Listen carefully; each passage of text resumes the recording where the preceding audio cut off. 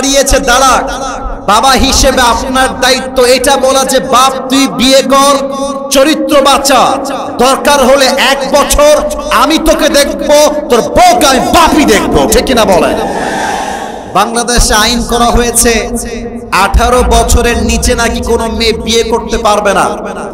আমার প্রশ্ন হচ্ছে 18 বছর নিচে বিয়ে করতে পারবে তা মেনে নিলাম, কিন্তু 13 বছরের যেই মেয়েটা পার্কে গিয়ে ইজ্জত বিলীন করছে, টিকটক করছে, ইজ্জতের হাঁচিয়ে উড়াচ্ছে, তার জন্য আপনার আইনটা পাস হবে কবে? 18 বছরের নিচে বিয়ে করলে জেলখানায় দিবেন, মামলা দিবেন, আর 13 বছরের মেয়ে প্রেম করলে বলবেন বাচ্চা মানুষ তো বুঝে উঠে নাই। এটা উপরে ফিটফাট, ভেতরে সদরঘাট ছাড়া কিছুই হতে পারে না। এবং আমার অবাক লাগে মেয়েদেরকে দেখলে, এক একটা মেয়ে 4-5টা বয়ফ্রেন্ড বিলং করে। আমি জানি এই কথার জন্য অনেকে রাগ করবেন, আমি জানি, আমি জেনেই বলছি। আমার কথা একটা, যেই মেয়েগুলো আজকে টাকা পাইলে, সরকারি চাকরি পাইলে বুইরা টাকলার সঙ্গে বিয়ের পিড়িতে বসে যায়, এই মেয়ে জীবনে যাই পাক আর না পাক সুখের সন্ধান কোথাও খুঁজে পাবে না। অতএব আব্বাজানদেরকে বলবো, আব্বাজান বিয়ে যখন দিবেন, মেয়ের জন্য টাকাওয়ালা খুঁজে বাদ দিয়ে চরিত্রবান যুবককে আপনার খুঁজে বের করতে হবে, ঠিক কিনা বলো? আল্লাহ মাদেরকে বাবাদেরকে বোঝার তৌফিক দান করুক, পড়েন সবাই আমিন। আমরা ভূমিকায় আহামরি সময় নিতে চাই না, তাফসীরে প্রবেশ করতে চাই। তবে তাকবীর দিব 3টা। প্রথম তাকবীর দিবেন বিবাহিত ভাইরা, দ্বিতীয় তাকবীর সিঙ্গেল ভাইরা, তৃতীয় তাকবীর আমার সমস্ত ইয়াং পিপল, ওল্ডার পিপল, যুবকরা, মুরব্বীরা সবাই মিলে আমরা দিব। বিবাহিত ভাইরা একটা কাশি দেন, দেখা যাক কারা জিতে। এই সিঙ্গেল তোমরা চুপচাপ, single people keep quiet, keep silent, just বিবাহিত ভাইরা, দেখা যাক। এই সোনামণি থামো থামো থামো থামো, নতুন নতুন নতুন থামো, জাস্ট বিবাহিত ভাইরা, নারে তাকবীর। ওরে বাবা রে বাবা, সাউন্ড ভালো আছে কিন্তু, সিরিয়াসলি বললাম সাউন্ড ভালো। এবার সিঙ্গেলদের পালা, সিঙ্গেল ভাইরা, দেখা যাক কারা জিতে, নারে তাকবীর। বিবাহিত ভাইরা আমাকে মাফ করে দিবেন, আজকে আমার সিঙ্গেল ভাইরা 40 নাম্বার বেশি পেয়ে পাস করেছে, ঠিক কিনা বলেন? আচ্ছা, এবার কোনো ভাগাভাগি নেই, সবাই মিলে তাকবীর দিব। সবাই একটা কাশি দেন, সবাই নারে তাকবীর। আল কোরআনের আলো। কেউ কেউ বলেছেন ঘরে ঘরে, কেউ বলেছেন সংসদে। যারা বলেছেন সংসদে, দ্যাটস অ্যামেজিংলি অ্যাপ্রিশিয়েটেড। আগামীর সংসদ হবে ব্রিটিশ আইন দিয়ে নয়, আগামীর সংসদ হবে কোরআনের সংসদ। রংপুরের ভাইরা আমার, আমি কোন দলের জন্য ভোট চাওয়ার জন্য আসি নাই, আমি ভোট চাওয়ার জন্য আসি নাই, এবং আমি কোন দলের সঙ্গে সরাসরি সম্পৃক্তও নই। তবে আমি বলতে চাই, যারাই আল্লাহর জমিনে আল্লাহর দ্বীনকে বিজয়ী করতে চায়, যারা আল্লাহর জমিনে আল্লাহর শাসনকে কায়েম করতে চায়, তাদেরকেই ভোট দিয়ে আমরা জয়যুক্ত করতে চাই। কোন দল আমার শত্রু নয়, যারাই মুসলমান, যারাই মানুষ, তারাই আমার বন্ধু। অতএব যারা বলবে মৌলবাদী, এই গালি আছে না বাংলাদেশে? আজ থেকে বললেন কেন? বলেন আছে না নাই? আমরা মৌলবাদী বললে রাগ করি না। মৌলবাদী আসছে মূল থেকে। মূল মানে কোরআন, মূল মানে হাদিস, মূল মানে আল্লাহ তাআলা, মূল মানে হিজ লাস্ট মেসেঞ্জার মুহাম্মদ সাল্লাল্লাহু আলাইহি ওয়াসাল্লাম। যারা আমাদেরকে মৌলবাদী বলে গালি দেয়, আমরা হলাম মূলবাদী, তোমরা সবাই আগাবাদী।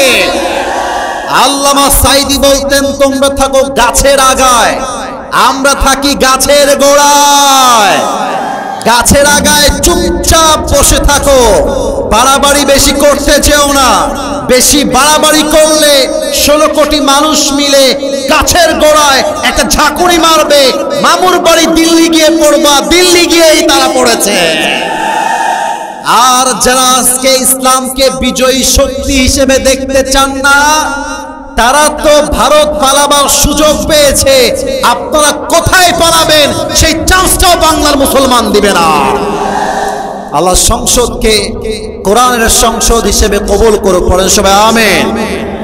আমি অধম আজকে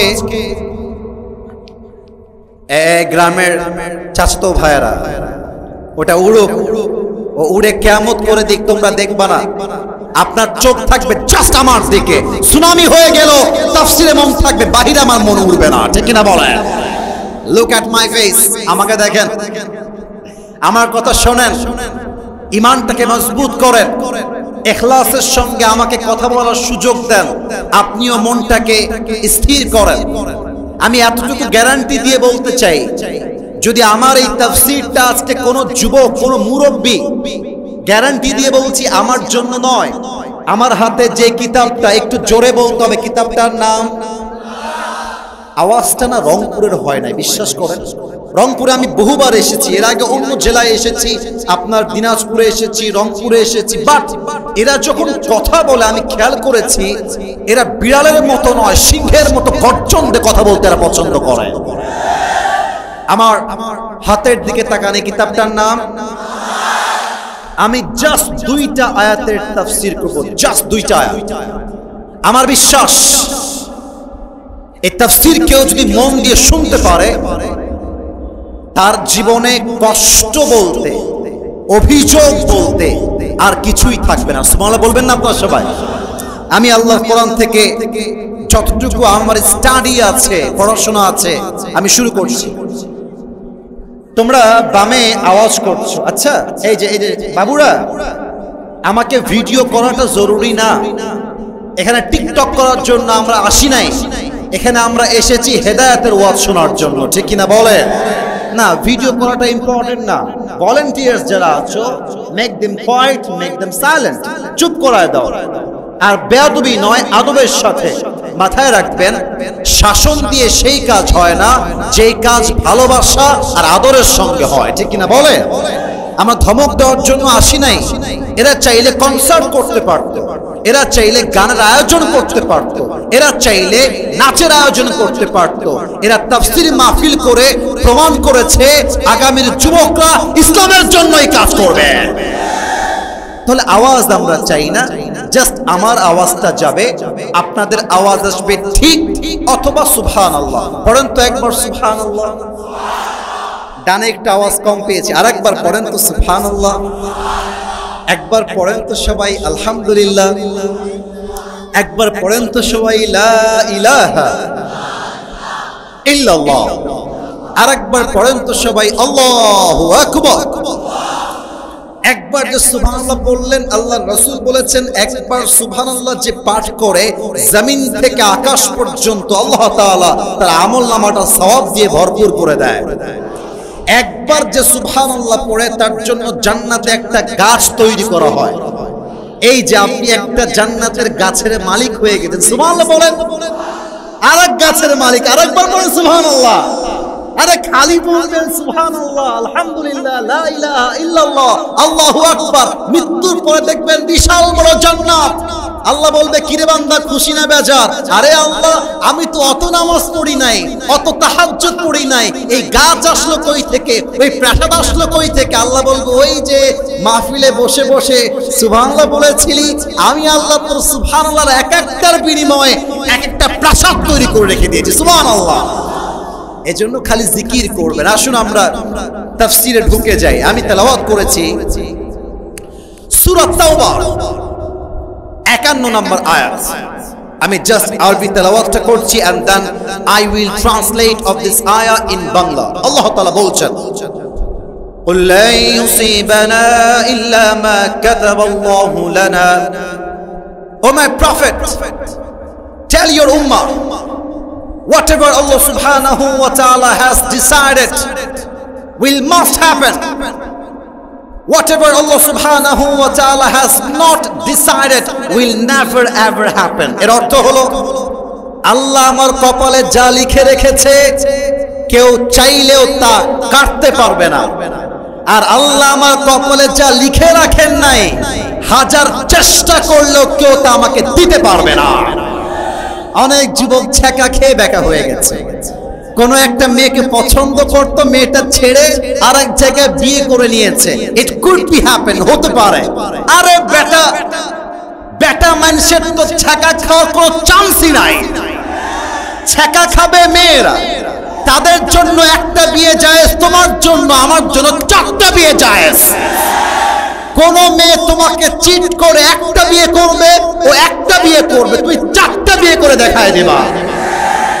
तू नहीं तो कोई और सही, कोई और नहीं तो कोई और सही, बहुत लंबी है ये जमीन मिलेगी लाखों हंसी, इस जमाने में सनम तू अकेला तो नहीं।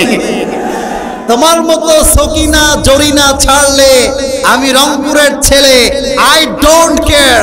তুমি গিয়েছো তো কি হয়েছে, আর একটা বেটার অপশন আল্লাহ আমাকে দান করবে, ঠিক কিনা বলেন?